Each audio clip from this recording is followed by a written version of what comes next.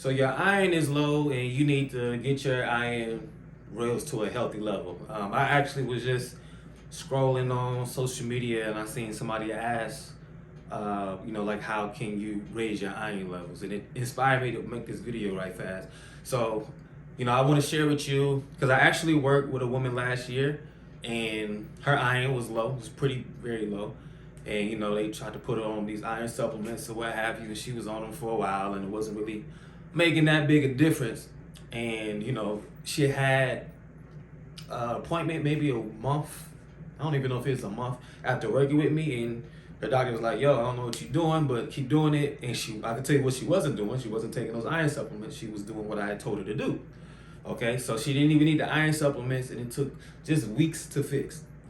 So pay attention if this is something that you are struggling with. Okay, and iron it's important, and the reason why it's important is because that's essentially where all your energy comes from. Like, this is why there's jokes about like when you're iron deficient, you want to take a nap, you're tired, right? So when you think about it, like if your energy is compromised, so do this. Let's do this. Let's do this quick little exercise with me, right? Feel free to put your answers in the comments if you want, but you don't have to. I want you to rate your energy levels on a scale of 1 to 10. 10 feeling like you can go run around the planet right now, racing Usain Bolt or something, right? And 1 being terrible. Rate your energy levels on a scale of 1 to 10. Now, with that number in mind, let's say, so for example, let's say you rated yourself a 5.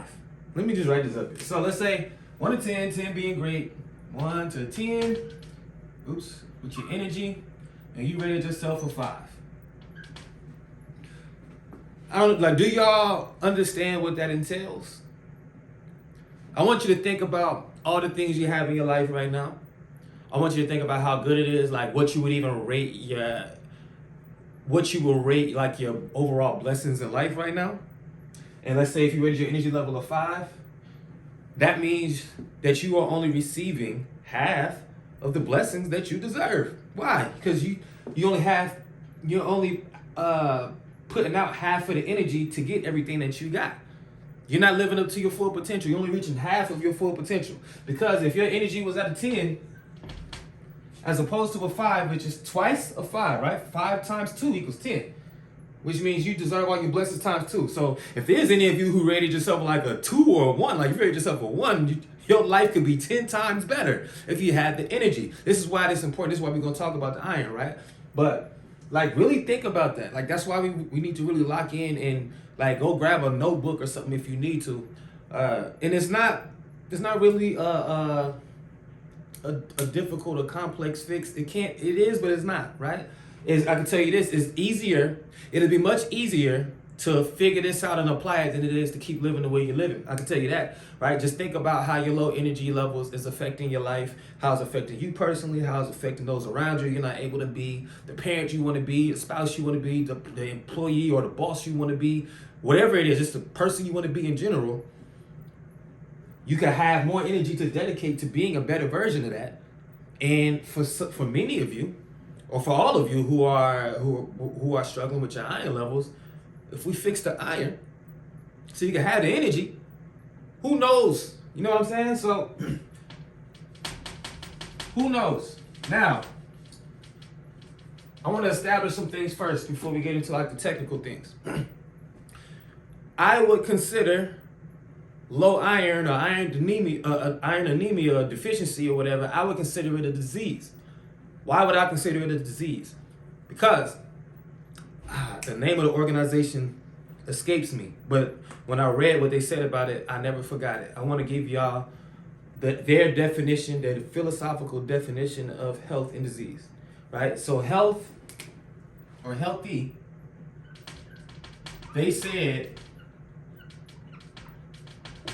they've defined health as behavior that promotes ease of function. Okay? Behavior that promotes ease of function. And disease is basically the opposite. Okay? Disease, according to them, and you guys can look this up. Like perhaps if y'all just type this in, the actual organization that came up with it and the study and all that will pop up. Like I'm not just making this up. Okay? Disease is prolonged. You know, none of us are perfect and can keep anything up 100% of the time, right? But anyway, prolonged behavior that prevents ease of function, which basically means doing things that make life harder, doing things where you can't function properly. Being dysfunctional is a disease. Notice I don't say nothing about food and exercise and nutrients and stuff like that. Why? The disease is what's causing you to eat the poison to begin with, that then creates the diseases how we perceive diseases these days. But the real disease is the prolonged behavior that you have that prevents the ease of function.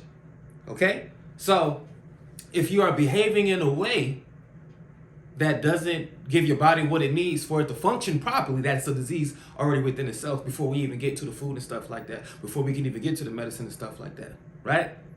So now we have to start thinking of our life in other areas outside of just medicine and even food. Okay?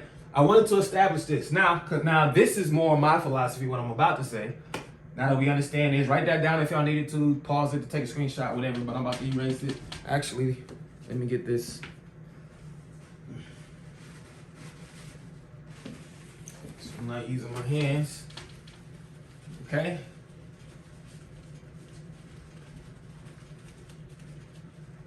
So this is what I say causes disease. 3 things.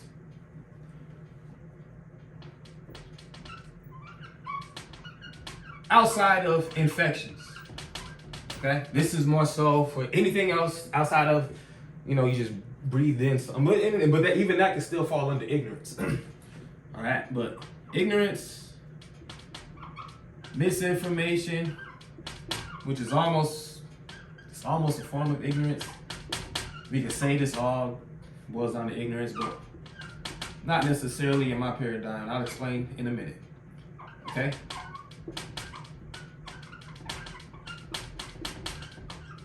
I say these are the causes of disease. Ignorance, misinformation, disinformation. Ignorance. You didn't know better one way or another. Like you didn't even know it was even such a concept, right? Like it's not even that you was informed wrong or misinformed. Like you didn't even know what you didn't know. You know what I'm saying? Ignorance.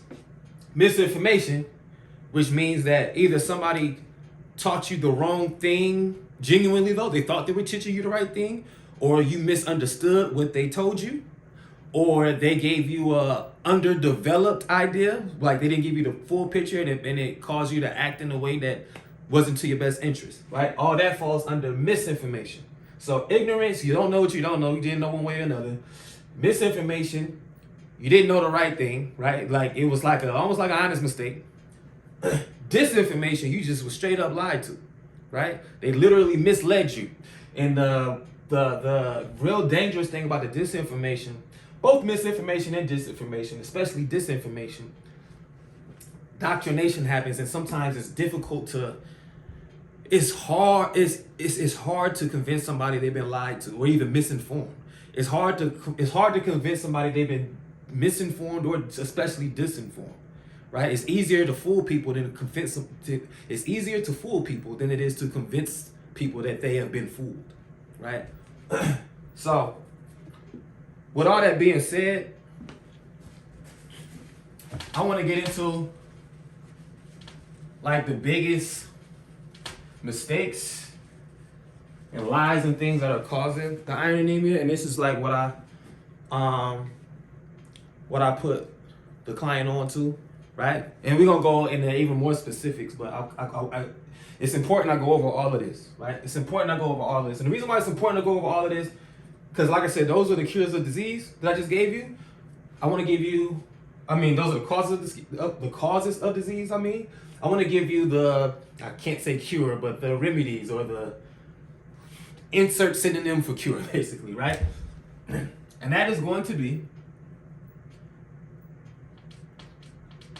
information plus inspiration, right? And information plus inspiration equals, and I'll put this right down here, transformation. Okay? You transform into something that functions better, basically.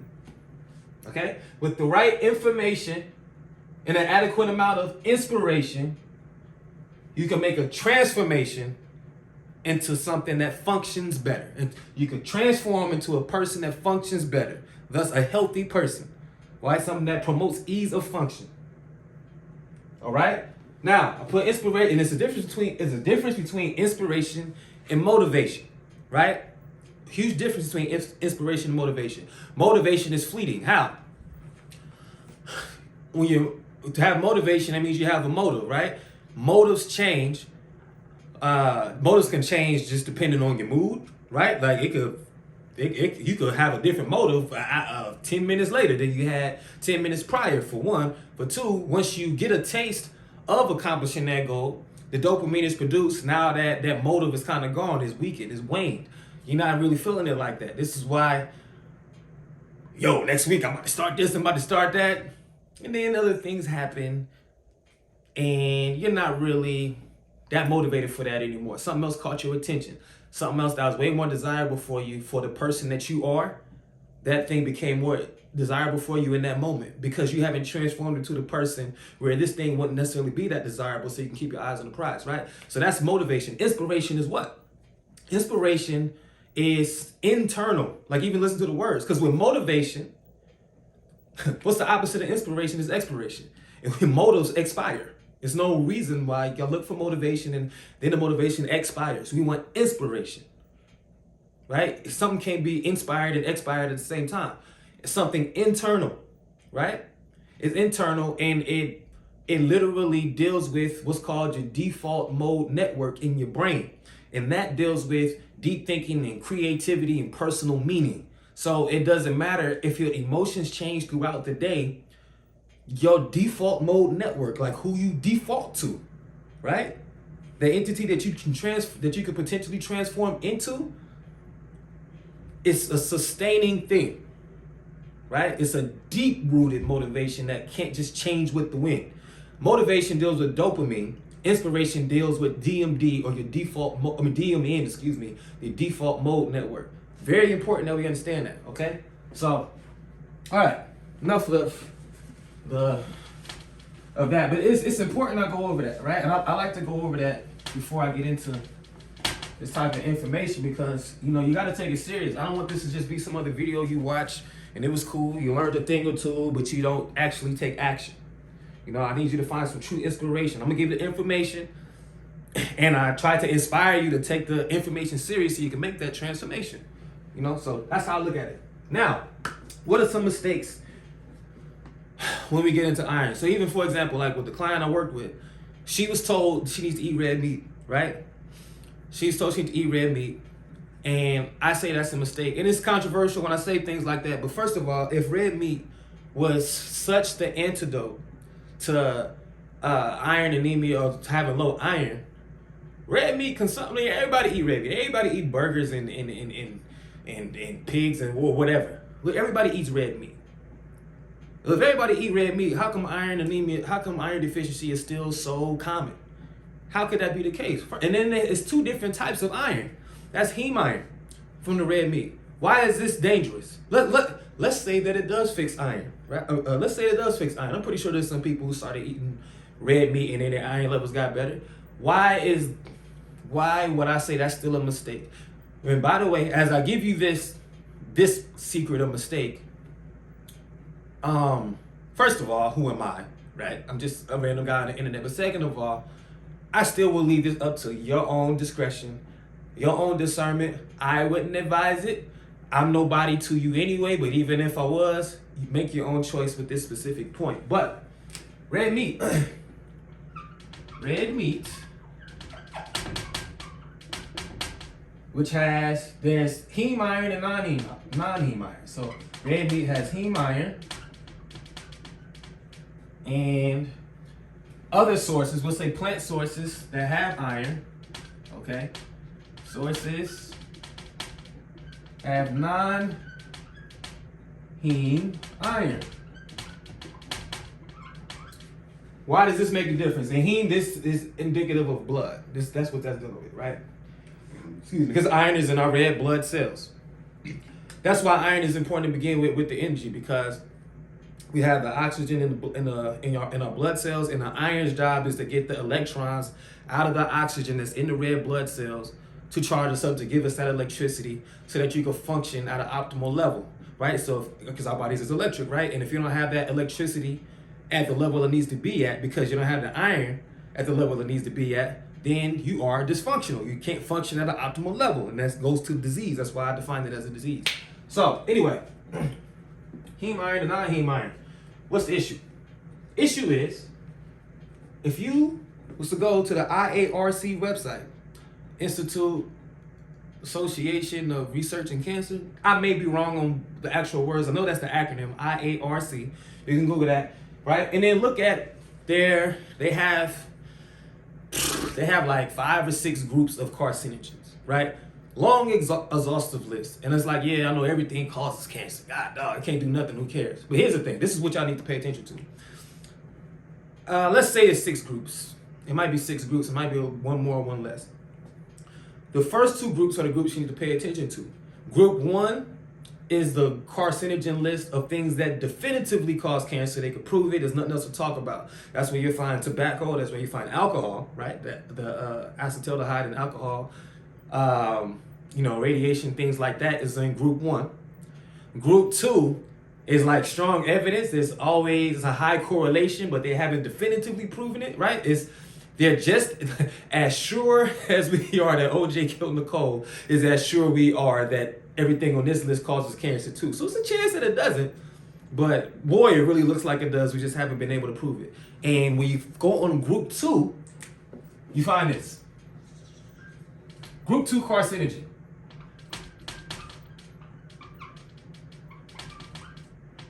And just in case you don't know, I'll remind you again, a carcinogen is something that causes cancer. Carcinogen equals cancer causing. That's what it does. So, would you rather get your iron from something that could potentially give you cancer, right? Especially like red meat and colon cancer go very hand in hand. Why? Maybe because it takes 1 to 3 days to actually digest. And if you keep eating red meat every day and it gets backed up, I don't think that's going to be so good for you, right? But we're not going to get into the importance of like the digestion and the energy in the body, right? Just imagine, like, you already on low energy because you don't have enough iron, and now you're eating red meat to get more iron, but your body uses 60 to 80% of its energy to digest food. So for up to 3 days, your body is trying to digest this red meat you just had. Imagine that. But some people actually do okay with red meat. That's why I say use your own discernment. It wouldn't be what I would recommend. There's other ways. Like, if you can get it without something that potentially causes cancer and doesn't use so much of your body's energy to digest, why not go with that? You know what I mean? And here's the thing, they also say that the argument is this is more absorbable and your body don't absorb iron like that. Non-heme iron like that. What I say is this. Okay, maybe that's not a strong enough point to say I don't have iron issues, but look at the trade-off. And the real reason is because it's not even about, here's the thing, and we're going to get into more what I mean in this in a little bit later, but it's not about more of something. It's about making something more efficient, right? It's not about just trying to absorb as much as you can. Like, there's a reason why it's kind of like with carbohydrates, right? When you have a whole carbohydrate, but you have the fiber to slow down the absorption, like fast absorption of a carbohydrate is bad. This is why your diabetes and getting fat and all that comes from, because The carbs, it just kind of rushes in the body. The fiber slows it down. Same here. You don't want nothing that just happens. So that's a lot of our problems. We want things to go so fast, and microwave things so much. Slow it down, take your time. Okay?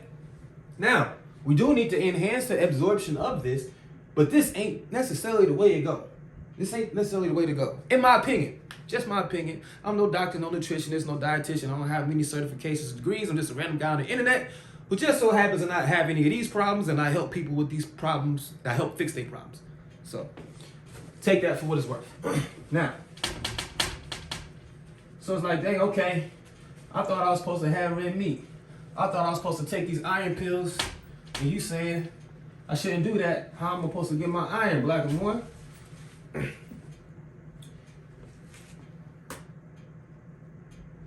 So, before we get into that, I'm going to tell you another mistake. And it's continuing to consume, I'm going to single out dairy. Now, I'm not singling out what I'm about to tell about dairy with iron. There's way more reasons why I do not recommend consumption of dairy. This is just one of the many, right? You might still do okay if you eat dairy with iron, but I just want to tell you why it may not be such a good idea. Dairy is known for what? Having high amounts of what? Calcium. Blackmore, I thought calcium was good for you. Yes and no, it is. I mean, it's essential. It's one of the 5 electrolytes, right? It means we need it. Thing is, without magnesium to accompany it, calcium then becomes toxic for you. Okay? It becomes toxic for you. So you need a 1-to-1 ratio with calcium and magnesium. For every milligram of calcium you have without any magnesium, it does the opposite of the benefits that it says. Like calcium is supposed to be good for your bones, but if you're just taking calcium and not getting enough magnesium, then it becomes bad for your bones. Don't believe me? Just look up how higher dairy consumption correlates with higher rates of osteoporosis, even though they tell you to have dairy to prevent osteoporosis. Look at the actual science, not just what they be telling you on the news and school and stuff. Like, look it up for yourself, okay? And the thing is, dairy doesn't have magnesium. So it's a source of calcium that doesn't have magnesium to accompany it. And majority of the population is actually deficient in magnesium. But like I say, this is one small reason of many reasons why I don't recommend dairy, but that's a whole nother video. It's a whole nother video. So, but the point being is but why is calcium? Like I told y'all it has a calcium, but I didn't tell you why that's important with iron. Iron and calcium blocks absorption of iron. Calcium blocks absorption of iron. We already went over like how the heme iron is a carcinogen, right? So we want to focus on non-heme iron, which isn't absorbed as fast. And we need to make sure our body has the tools and resources it needs to absorb that non-heme iron, right? The non-carcinogenic iron. And when we're having calcium and iron, they compete for absorption, and calcium usually wins that fight. So we don't want to be consuming something that's going to block the absorption of the iron. All right? Magnesium indirectly helps you absorb the iron. So not only does it makes the calcium not toxic, right? It actually makes it beneficial. We add the magnesium, and it indirectly helps you absorb the iron. Okay?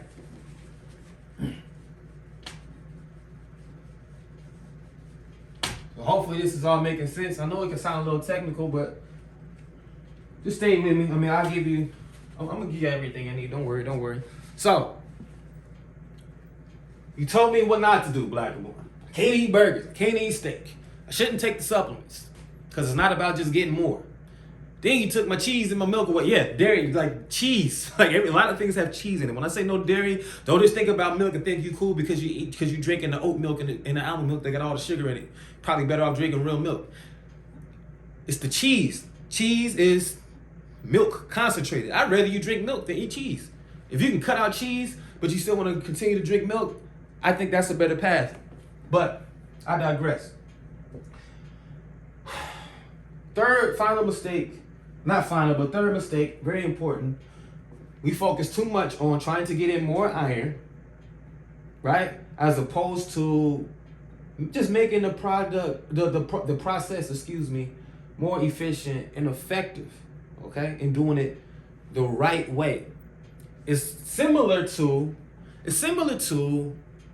how we learn things, right? Let's say we try to learn how to get money.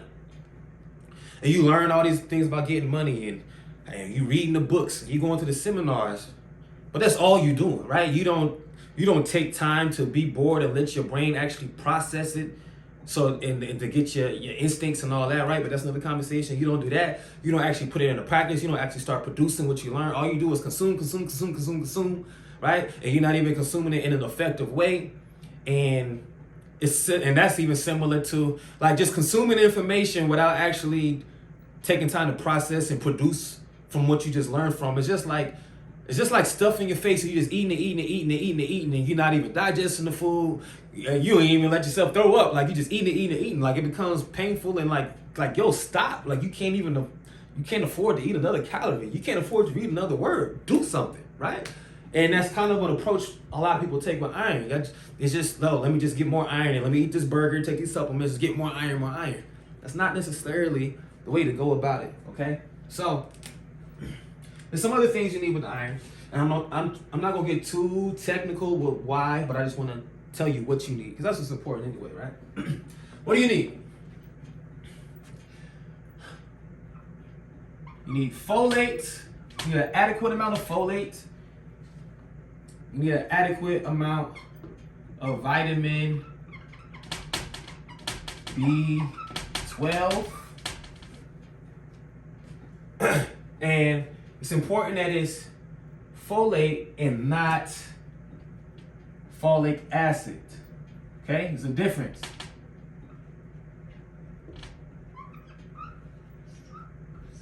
Okay? We want folate, not the folic acid. We want vitamin B12 and even vitamin B9. There's some B, just the whole B vitamin complex. Okay? Difference with this. This is natural. It's a synthetic. Okay?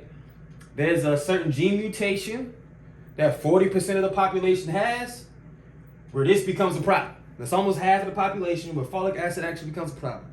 Right? Also dealing with folic acid, the liver deals more so with processing this, so it's not as efficient as a process, and it adds more stress to the liver. We need our livers, and things can get crazy. Just get folate. Get the real thing. Okay? Get the real thing. Vitamin B12. You need things in your body.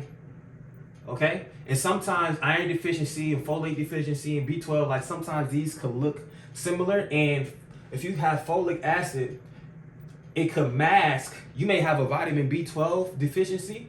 And if you're getting in a whole bunch of folic acid, it could mask, it could hide the B12 deficiency you have. So it looks like you fix your iron problem, and you end up creating a vitamin B12 problem. So just do the real thing. Get folate, not folic acid, okay? And so these are things you kind of need going on in your body already. And this right here is going to help you absorb it. Vitamin C. Okay, very important. Let me circle this one. Circle it twice. Vitamin C. It's going to help you absorb it. All right? And I'm going to give you one more bonus. So you need folate and B12 going on in the body already. When you have iron, you should be taking vitamin C at the same time. And I'm not talking about supplements. We're going to get this with food. A quick food combination is citrus fruit and dark leafy greens. Okay? Dark leafy greens is going to have your folate and your iron. And it has some vitamin C in it within itself, and some citrus fruit has more vitamin C in it. Okay, you'll been to reach all the vitamin C requirements you need for the day, which is eating an orange and a couple servings of cooked spinach or something like that. Boom. It's gonna have your folate. And your vitamin C. Get some sunlight. B12 is a whole nother thing. I would just say, like salmon, like whatever meat be having B12 in it. Even though I don't recommend meat, but meat be having B12 in it. You can go supplement or fortified route. Nutritional yeast has B12 in it, even though I'm not a fan of synthetic forms of vitamins. Sunlight helps. That's another conversation. I don't want to get into that right now in this video. Salmon, things like that. But get you some sunlight. I did a video on that. Get some, not on B12 though, but get some sunlight in general. Vitamin C to help absorb the iron. And I'm gonna give you another bonus. And I'm gonna give you a little trick. Okay. And by the way, like the client I said that I was helping, I just pretty much just had her eating more dark leafy greens and cruciferous vegetables and berries. Excuse me, not berries, citrus fruits. She stayed consistent with that, had multiple servings of each. She stayed consistent with that, and didn't need any supplements. Like, that's the biggest takeaway if you don't take nothing else, but it's still important. Now, bonus thing, because I had to help some people with this. If you want to really get strategic when it gets crazy. You do this part in the morning, right? So you have some foods that have iron and folate and stuff in it, and then some food with vitamin C in it. Do that earlier in the day. Later in the day, you have some food with magnesium in it, right? Because like I said, magnesium indirectly helps you absorb more iron. And, you know, it comes with the calcium, so it doesn't let the calcium block the iron absorption. And it helps you relax so you can sleep better. So we have the magnesium later in the evening. So this would be like in your dinner, your last meal of the day. High vitamin C and iron for breakfast. Magnesium, and probably by default you get some iron for dinner. Stick to that. And you'll fix what you have going, right? You'll fix it. Let me make sure I got enough time to cover everything. Yeah, okay. So I think I covered everything. It's a matter, and you just gotta find. I do another video that like goes over the specific foods that have these different nutrients in it. Or if you don't care to watch a lecture like that, or nothing, you can always hit me up for an actual meal plan. That is a paid service though, but if you want to learn on your own, I have a video coming on that soon. Let me know if everything makes sense. Put it in the comments if you have any questions, concerns, or anything like that. Also, if you click on the link in the description at blackandmore.com, you go register for my No Struggle Fasting event coming up. Register for that. It's going to be very, very, very powerful. I'm going to be doing a couple videos on fasting. Very, very powerful. Join that event. It's my aim to make it life-changing. If y'all stick to this could change your life. Like if y'all take notes of everything I talked about in this video, and you apply everything I said in this video to the best of your ability on a daily basis, it will change your life. Because it's deeper than just getting the iron levels right. It's everything, like to get your energy back, to get your inspiration back. Like that could have an exponential effect. Okay? So I hope this helped you. Check you on the next one.